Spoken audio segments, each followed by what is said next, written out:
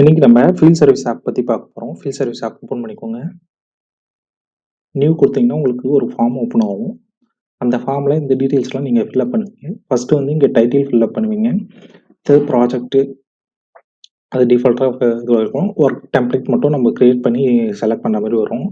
ஒர்க்க யாருக்கு அசைன் பண்ணுவோம், எம்ப்ளாயி செலக்ட் பண்ணுவோம், கஸ்டமர் யாருன்னு செலக்ட் பண்ணுவோம். பிளான்டு டேட் அண்ட் டைம் இங்க செலக்ட் பண்ணுவோம்.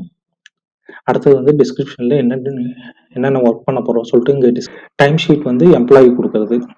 எவ்வளோ ஹவர்ஸ் ஒர்க் பண்ணியிருக்கோன்றத இதில் கொடுப்பாரு. அந்த ஸ்டார்ட் கொடுத்து ஸ்டாப் கொடுக்குள்ள டைம் லாக் வந்து என்ட்ரி ஆகிட்டே வரும். எவ்வளோ ஹவர்ஸ் ஒர்க் பண்ணியிருக்காரு, என்ன டிஸ்கிரிப்ஷனில் என்ன டாஸ்க் பண்ணியிருக்காருன்றது.